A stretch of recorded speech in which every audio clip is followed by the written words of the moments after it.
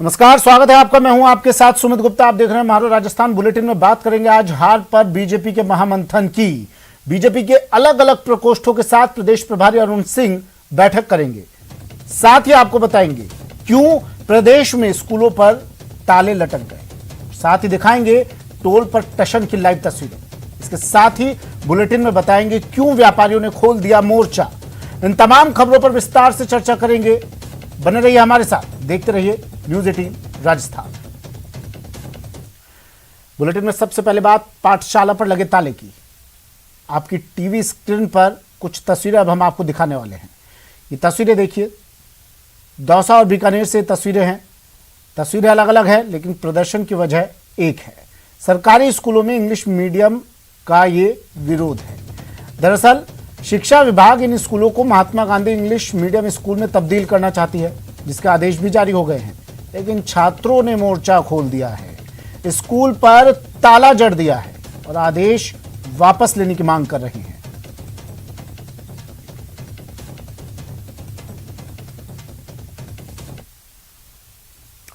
पहले बात दौसा की कर लेते हैं। राजकीय बालिका सीनियर माध्यमिक विद्यालय भांडारेज में पढ़ने वाली छात्राओं ने आज पाठशाला पर ताला जड़ दिया और स्टाफ को अंदर घुसने नहीं दिया। स्कूली छात्राओं का कहना है कि स्कूल में सैकड़ों छात्राएं पढ़ती हैं, लेकिन राज्य सरकार ने इस स्कूल को महात्मा गांधी इंग्लिश मीडियम में कन्वर्ट करने के आदेश जारी कर दिए हैं, जिससे स्कूल में पढ़ने वाली छात्राओं को दूसरे स्कूलों में जाना पड़ेगा। छात्राओं का कहना है कि कस्बे में लड़कियों के इकलौते स्कूल को इंग्लिश मीडियम में कन्वर्ट किया गया तो उन्हें बॉयज़ स्कूल में जाना पड़ेगा, जिसके चलते उनके परिजन उन्हें स्कूल नहीं भेजेंगे और उन्हें स्कूल छोड़ना पड़ सकता है। दौसा जिले के सिकराय उपखंड इलाके के राजकीय उच्च माध्यमिक विद्यालय सीकरी के मेन गेट पर दूसरे दिन भी गांव वालों ने ताला जड़ दिया। गुरुवार को भी ग्रामीणों ने स्कूल के गेट पर प्रदर्शन किया और ना शिक्षकों को घुसने दिया और ना ही बच्चों को घुसने दिया। उच्च अधिकारियों को इस मामले की सूचना दी गई, लेकिन कोई भी अधिकारी कल विद्यालय नहीं पहुंचा। आज सुबह से विद्यालय के ग्रामीणों ने वहां के आसपास रहने वाले ग्रामीणों ने प्रदर्शन करना फिर से शुरू कर दिया, जिसके बाद आज ब्लॉक मुख्य शिक्षा अधिकारी मोहनलाल बैरवा पहुंचे और विद्यालय में शिक्षक लगाने की बात कही, जिसके बाद गांव वाले माने और स्कूल का गेट खोला गया। दिनांक 11 नवंबर को तालाबंदी की थी। इसकी सूचना उच्च अधिकारियों को देने पर आज सीबीओ सिकराय मोहनलाल जी बैरवा आज स्कूल पधारे। उनकी समझाइश पर तालाबंदी खोली गई। सीबीओ साहब ने ग्रामीणों को आश्वस्त किया है कि सोमवार तक जो प्रतिनियुक्ति पर जो अध्यापक लग रहे हैं चुनाव शाखा में, उनको कैंसिल करके सोमवार तक यहाँ कार्य के लिए नियुक्त किया जाएगा। इसके अलावा एक L1 में प्राथमिक शिक्षक को डेपुटेशन पर एक वैकल्पिक व्यवस्था की जाएगी। अगर अधिकारी नहीं लगाते हैं कोई शिक्षक तो आगे की क्या रणनीति रहेगी? बीकानेर के श्री डूंगरगढ़ से खबर है, जहां सरकारी स्कूल में छात्रों का विरोध प्रदर्शन। हिंदी मीडियम से इंग्लिश मीडियम में बदलने का ये लोग विरोध कर रहे हैं। हिंदी मीडियम के छात्र प्रदर्शन कर रहे हैं। छात्रों को स्कूल को हिंदी मीडियम ही रखने की लोग मांग कर रहे हैं और मांग पूरी नहीं होने पर उग्र आंदोलन की भी चेतावनी इन्होंने दे दी है। राज्य सरकार ने इंग्लिश मीडियम बनाने के इन स्कूलों को निर्देश दिए हैं।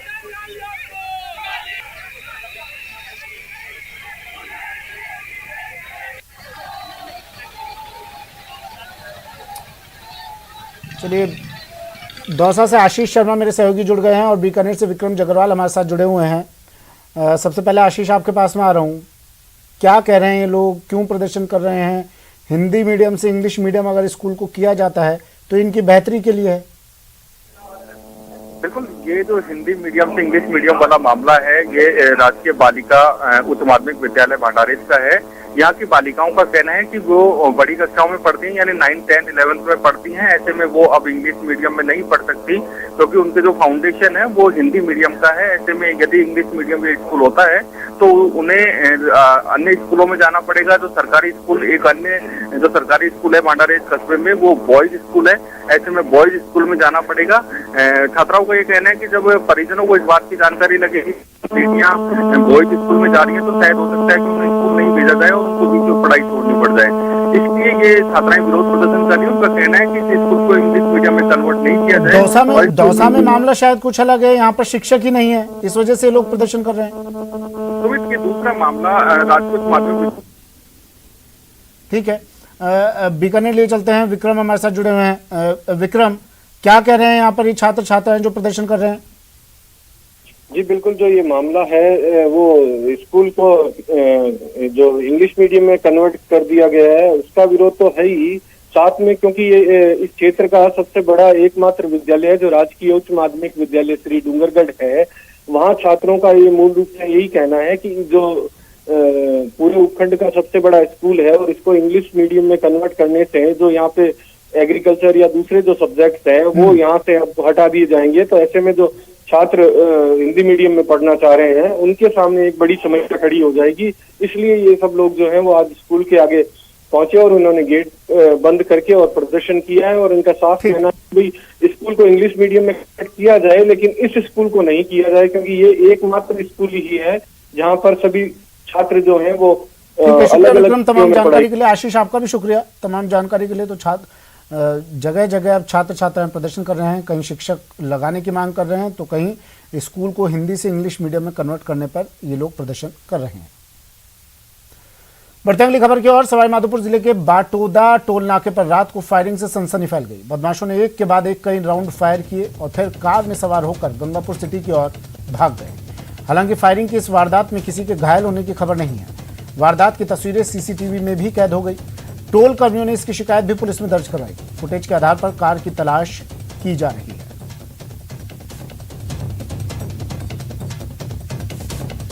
8:30 बजे 5 लोग गाड़ी में सवार होकर आए और हमने उनसे टोल मांगा, हमारे कर्मचारियों ने, तो उन्होंने टोल मांगते ही 5 लोगों ने हथियार निकाल के गोलीबारी शुरू कर दी। हमारे सिस्टम में एक लड़का बाल बचा है और सिस्टम वगैरह सब डैमेज कर गए हैं गोलियों से। हमने FIR दर्ज करवा दी है थाने में। बस हम तो यही चाहते हैं उन पर कार्रवाई। कोटपुतली शहर स्थित सब्जी मंडी में व्यापारियों ने जमकर हंगामा किया। गुस्साए व्यापारियों ने मंडी सचिव पर अभद्रता का आरोप लगाते हुए मंडी परिसर के मुख्य दरवाजे पर ताला लगाकर विरोध प्रदर्शन किया। बताया जा रहा है कि मंडी परिसर में रोज बड़ी संख्या में किसान और ग्रामीण सब्जी खरीदने बेचने आते हैं, जिससे मंडी परिसर के बाहर वाहनों की रेलमपेल रहती है। लोगों को भारी मुश्किलों का सामना करना पड़ता है, जिस पर मंडी प्रशासन लापरवाह बना हुआ है। खास बात यह कि समस्या के समाधान के लिए व्यापारी जब मंडी कर्मचारियों के पास गए तो कर्मचारियों ने उनसे बदसलूकी की, जिससे आक्रोशित व्यापारियों ने गेट बंद कर विरोध जताया और मंडी प्रशासन के खिलाफ जमकर नारेबाजी की।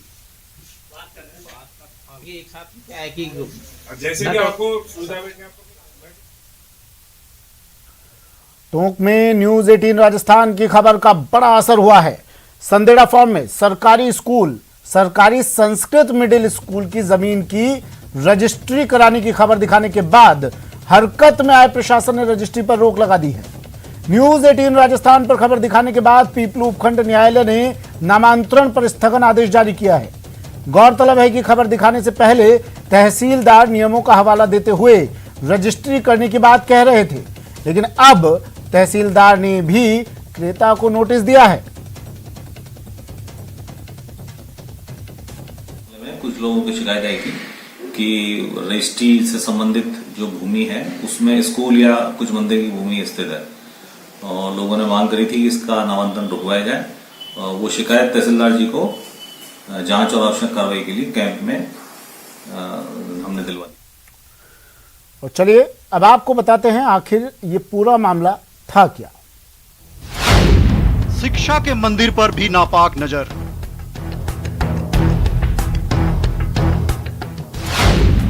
मुश्किल में बच्चों के भविष्य की डगर।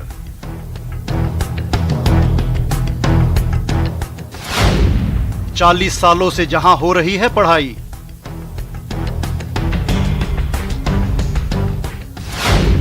वहां भी भूमाफिया की नजर ललचाई।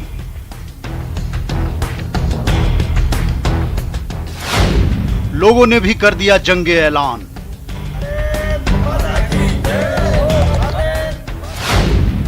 नहीं देंगे जमीन भले चली जाए जान। राजकीय उच्च प्राथमिक संस्कृत विद्यालय संदेड़ा फार्म, तहसील पीपलू, जिला टोंक। शिक्षा का ये मंदिर अब खतरे में है। और खतरे में है आसपास के गांव के बच्चों का भविष्य, क्योंकि इस स्कूल की जमीन पर अब भू माफिया की नापाक नजर पड़ चुकी है। ऐसा इसलिए कहा जा रहा है कि इस स्कूल की जमीन 2 बार बिक चुकी है। अब तो रजिस्ट्री विभाग ने अल्टीमेटम भी दे दिया है कि 30 दिनों के अंदर स्कूल के कागज नहीं दिए तो जमीन जिसे रजिस्ट्री की गई है उसके नाम कर दी जाएगी। स्कूल की जमीन बेचे जाने की खबरों ने गांव वालों को सख्ते में डाल दिया। ये हमारा विद्यालय भवन इस एक कचरा नंबर 183 पे बना हुआ है, जिसे असामाजिक तत्वों ने अपने नाम करवा लिया है। और ये जमीन पिछले 15 सालों से, जहाँ से मैं जानता हूँ, मेरी उम्र 28 साल है, और ये देखते हुए पिछले कई दिनों से यहाँ स्कूल संचालित हो रहा है और अभी भी स्कूल है, यहाँ बच्चे पढ़ाई कर रहे हैं। लोगों को ये बात हजम नहीं हो रही कि जिस जमीन पर 40 सालों से स्कूल भवन खड़ा है, सरकार जिस पर लाखों खर्च कर चुकी है, उस भवन की जमीन कैसे बिक सकती है। दरअसल ये जमीन टोंक रियासत के नवाब खानदान से ताल्लुक रखती है। 2013 में 2 लोगों ने जमीन खरीद ली और फिर 21 अक्टूबर 2021 को जमीन की दूसरी बार बिक्री हुई, जिसे संदेड़ा फार्म के ही 2 लोगों ने खरीदा। वहीं गांव वालों का कहना है कि स्कूल की पूरी जमीन मंदिर माफी की है। गांव वालों का आरोप है कि जमीन को निजी बनाने में बहुत बड़ा खेल हुआ है। गांव वालों का कहना है कि जब जमीन निजी थी तो फिर इस स्कूल पर बिल्डिंग कैसे बन गई। स्कूल माफिक जमीन है और मंदिर की जमीन है, शुरू से हम देखते हैं तब से इनकी है। और इन पर जो कब्जा कर रखा है, जो मंदिर का है और स्कूल का है, जिन लोगों ने रजिस्ट्री करवाई है उनका न तो इस पे कोई कब्जा है, ना कोई इन्होंने कभी इस पे कोई कब्जा किया है।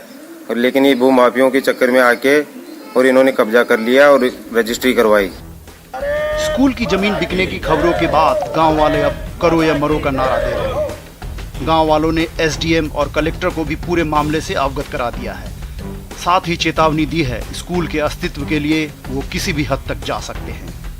उस जमीन को हम जीते जी, जब तक हमारी जी में जान है, जब तक कुछ दंगा फसाद कुछ भी हो, मरेंगे मारेंगे, बच्चों के भविष्य के लिए कुछ भी करना पड़े, लेकिन इस जमीन को हम छोड़ेंगे नहीं।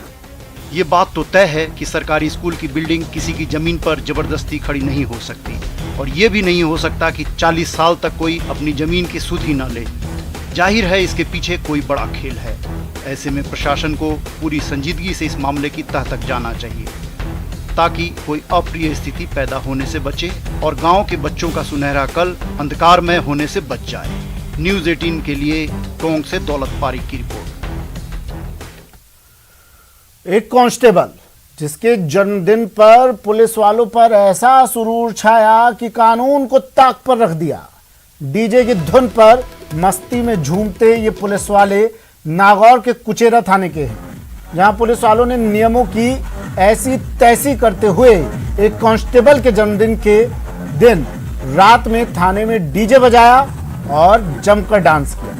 वैसे तो पुलिस वाले रात में डीजे बजाने पर कानून का हवाला देकर डीजे भी जब्त कर लेते हैं, लेकिन जब खुद की बारी आई तो कायदे कानून सब भूल गए। सही भी है, जब बदन पर वर्दी है तो किसकी मजाल जो टोक सके, कौन है जो रोक सके।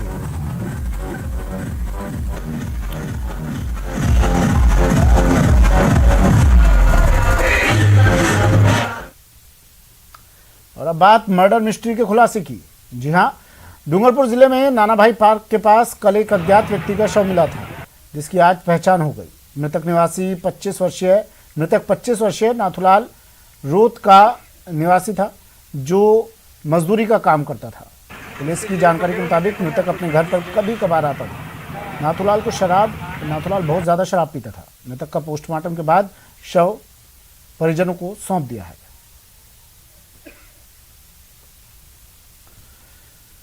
फर्जी दस्तावेज के आधार पर नौकरी हासिल करने की आरोपी शिक्षिका को राजसमंद की राजनगर पुलिस ने गिरफ्तार किया है। ये मामला 28 अप्रैल 2021 को दर्ज हुआ था, जिसमें मोडारडा का खेड़ा आगरिया आमेट की शिक्षिका के खिलाफ मामला दर्ज हुआ था। शिक्षिका के खिलाफ 2018 में शिक्षक भर्ती में फर्जी दस्तावेज पेश कर नौकरी करने के आरोप पर जिला शिक्षा अधिकारी प्राथमिक राजसमंद ने प्रकरण दर्ज करवाया था।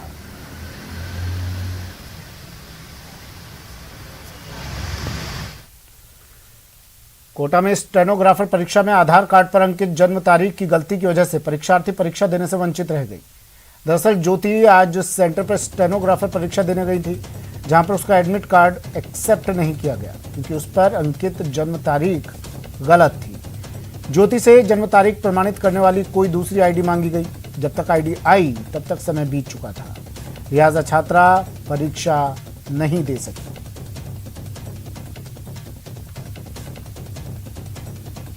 रहने वाली यहाँ जयपुरा निवासी से हूँ। मेरा एग्जाम था आज, रिपोर्टिंग टाइम से पहले मैं पहुँच चुकी थी, पर वहाँ के जो स्टाफ के जो लोग हैं जो रिपोर्टिंग टाइम के लिए रहते हैं, एंट्री करवाते हैं, उन लोगों ने मेरे एडमिट कार्ड देखा। एडमिट कार्ड में सब कुछ ठीक था और उन्होंने मेरी आईडी देखी। आईडी में उसमें मेरा डेट और मंथ नहीं थी, सन था।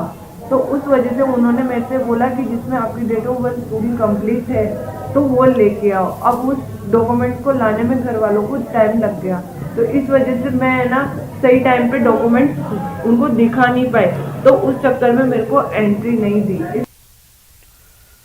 फोन टैपिंग मामले में मुख्यमंत्री के ओएसडी लोकेश शर्मा को दिल्ली हाईकोर्ट से बड़ी राहत मिली है। दिल्ली पुलिस ने अदालत को भरोसा दिया कि कोर्ट के आदेश के बिना लोकेश शर्मा के खिलाफ कोई ठोस कार्रवाई नहीं होगी। मामले में अगली सुनवाई 13 जनवरी को होगी।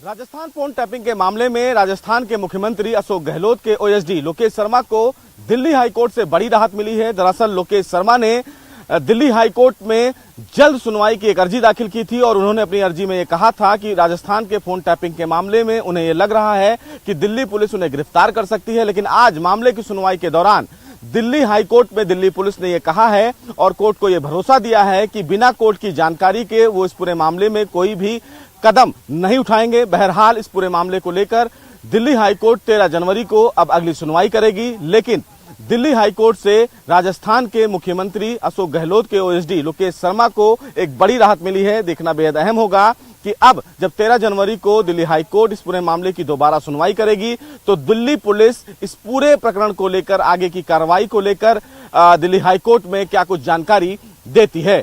कैमरामैन योगी के साथ सुशील पांडे, न्यूज़ 18 दिल्ली। वक्त एक ब्रेक का। ब्रेक के बाद बात करेंगे रफ्तार के कहर की।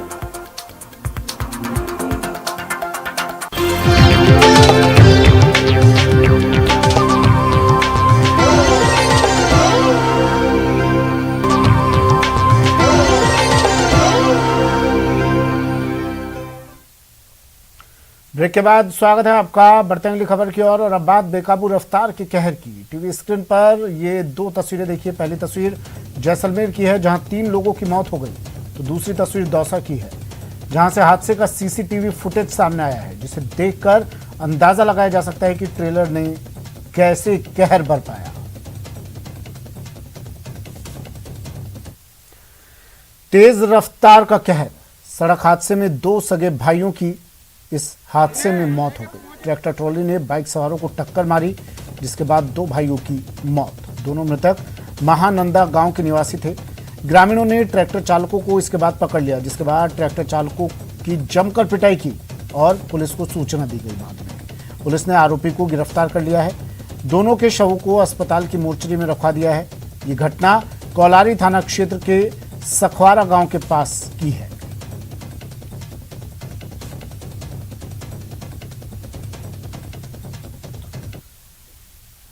बीजेपी के प्रदेश प्रभारी अरुण सिंह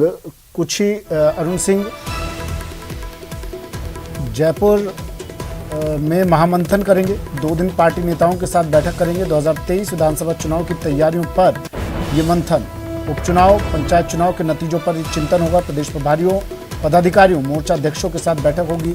सोशल मीडिया और IT सेल की भी बैठक लेंगे। कई जिलों के प्रमुख लोग बीजेपी में आज शामिल भी होंगे।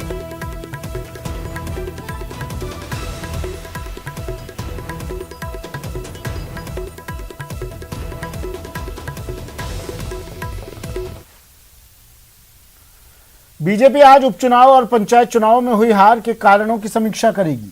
प्रदेश प्रभारी अरुण सिंह आज और कल जयपुर में रहेंगे। इस दौरान वो पार्टी के हालिया प्रदर्शन की बारीकी से पड़ताल करेंगे।